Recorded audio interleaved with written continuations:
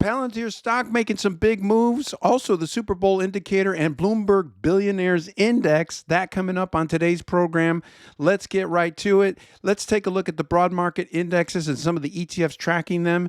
This is your big picture view of what's going on in 2025. Since the start of the year, we see SDCI, which tracks commodities, is the leader. It's beating Bitcoin, it's beating U.S. stocks, it's beating bonds, it's beating real estate. And this is one of those overlooked areas that many investment portfolios miss. And commodities, of course, have been led by energy commodities, which are higher. And then, of course, gold pushing all-time highs. Will gold reach $3,000 an ounce? Well, I've got a gold chart I want to share with you in just a little bit, so hold your horses. You can see here again, SDCI, which tracks a broad yardstick of different commodities. You've got some metals in there, you got some agriculture, you got a little bit of this, a little bit of that, you even have some coffee, my favorite commodity, and it's ahead by just over 5%. Like I said, it's outperforming U.S. stocks. It's even outperforming Bitcoin. IBIT, as you can see there, is up just a nudge over 2%. So again, look at your portfolio and see some of the areas that you might be missing exposure to. Core asset classes, certainly commodities are one of them. SDCI is one of the best too. That's what I would consider a core holding or core exposure to commodities. Let's take a look now at S&P 500 industry groups. All 11 sectors within the S&P 500 are up. So that's a very bullish sign for equity investors.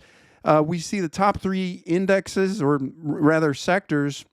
You've got financials, healthcare, and communication services leading the way, up between 6 to about 7.5%. And then, of course, some of those laggards down toward the bottom. We've got technology, consumer, the two consumer sectors, both lagging, but nevertheless slightly up. Now, let's take a look here at gold, because I had mentioned it just a couple seconds ago. We've got gold ahead by almost about 9%. That's GLD. One of the ETFs that track, of course, gold bullion. Now, take a look at Nugget, NUGT, which tracks gold mining stocks. This ETF has jumped over 40% in value since the start of the year. So we're seeing a really nice move to the upside by gold mining stocks. And of course, remember, this particular ETF uses 2x or 200% daily leverage to gold miners. So that means if gold miners are up, let's say 5% on any given day, NUGT by design aims to be up 10%. And of course, the opposite works too. If gold miners sink 5% on any given day, then you'll see NUGT or Nugget down 10%. But again, the bullish trend is pretty clear here on the upside for gold and for gold miners. Now, just a quick reminder, we've got some new episodes coming up. We're just beginning new seasons for all of our original series programs, including First Look ETF with the New York Stock Exchange, ETF Battles, and of course, Shifting Energy is in season 2. We've been talking about some of those big major investment themes tied to the global energy shift, and of course, critical materials like uranium and lithium and nickel and silver, and the role that they have in this massive energy transition. We're connecting the dots for you people. Now, let's take a look at some of these single stock ETFs. We talked about Palantir making some big moves. Direction recently expanded its lineup of single stock ETFs. Now, these ETFs are designed to track the several individual stocks. We've got the list right here on your screen. Palantir and Berkshire Hathaway were recently added. And the idea here is to have leveraged exposure to these individual stocks, bullish leverage exposure. So you'll see on this particular list here, we've got Apple, we've got Microsoft, we've got Meta, a lot of choices, and you can trade it to the upside, or if you want to hedge or play the bearish side, you can do that too. 100% daily opposite exposure to this list of stocks. Now, I want to highlight specifically Palantir Technologies because it's been making some huge moves. We see PLTU, which is on our list, that previous list I showed you. It aims for 2x or 200% daily exposure to Palantir. That's been a great trade for bulls. You can see PLTU has already jumped over 109%. And look at that weekly trade. Sorry about that. Actually not weekly, but since the start of February, it has made a massive move. You see that spike, but clearly the trend for Palantir investors has been to the upside, and we see that stock hitting new all time highs. And that's Ron's rule. If you're going to use any sort of leverage, you want to make sure, number one, it's in a market that's sharply trending. That's the first rule of thumb. You don't want to use leverage in a market that's flat or neutral and that doesn't really have a clear direction or clear trend. That's number one. And number two, you want to make sure that it's trending in the same direction or trajectory that your view is. So if you're a bull, you want to make sure, obviously, that it's trending bullishly, and you want to use those bullish leverage ETFs. And conversely, that applies to if you're a bear.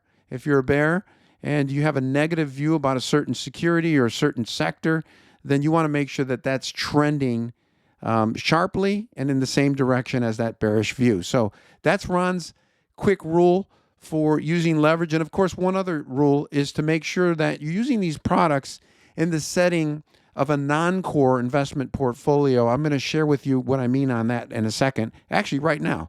So these are the three cornerstones of a architecturally sound investment portfolio. So you're basically segregating your money into three containers.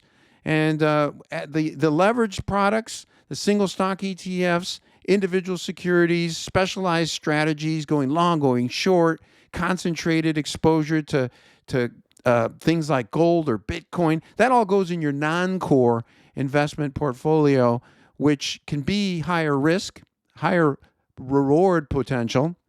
And then your core portfolio is broadly diversified, low-cost ETFs that are the foundation of the portfolio that offer you broad exposure to that major asset class. You're trying to replicate the performance of that asset class. That could be stocks, bonds, commodities, real estate, and cash. Those are the five big major asset classes. So getting ETFs that have exposure to those core asset classes. And then, of course, your margin of safety, which is the portion of your portfolio that is reserved for zero volatility, principal protection, and liquidity. And all three of these containers work together.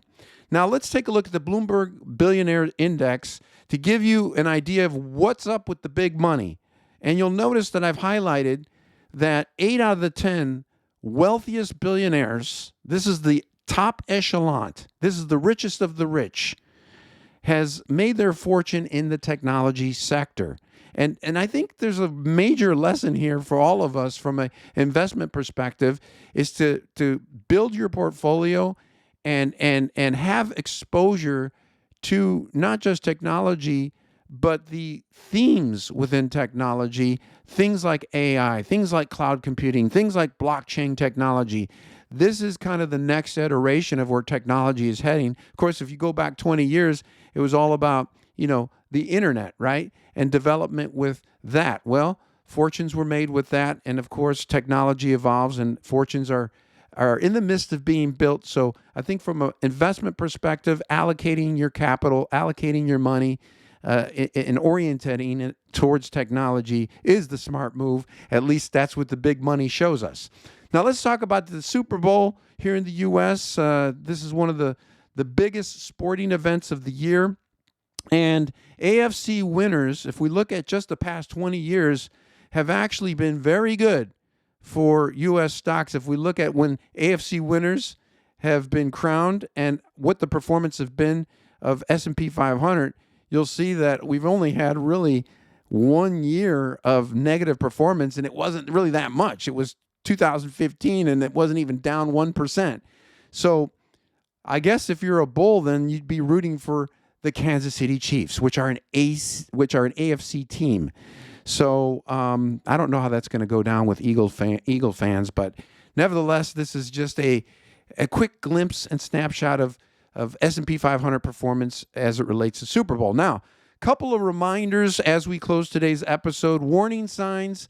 There's a lot of things that sometimes happen when markets are increasing in value, and a lot of investors and maybe even some traders start to get a little bit sloppy, and they start to over leverage. They start to have herd mentality, maybe some overconfidence because they've made some money, and maybe they begin to concentrate their portfolio too much, or maybe they just are trading way too much, lots of activity. And so these are just some warning signs, things that I see that I want you to be aware of. And of course, investing with no margin of safety or cushion, which is a huge warning sign. All investors should have a margin of safety. Of course, as you get older and toward retirement, your margin of safety should be bigger versus those that are still working and younger and saving and investing. But it helps you to hedge and protect yourself against financial icebergs that sometimes happen, like inflation, like market crashes, like illness, accidents, unforeseen occurrences. So your margin of safety actually protects you. And so these are some of the things I want you to be aware of. Well, that finishes up today's episode. Hit the comment section below. Let me know how you enjoyed today's show. And how are you doing so far in 2025? Are some of the ETFs that we talked about inside your portfolio? And how are you doing? Hit me up again in the comment section below. And be sure to check out some of our upcoming episodes. We're going to be releasing some new episodes this upcoming week. I'm Ron DeLegge with ETF Guide. Thanks for watching. We'll see you soon.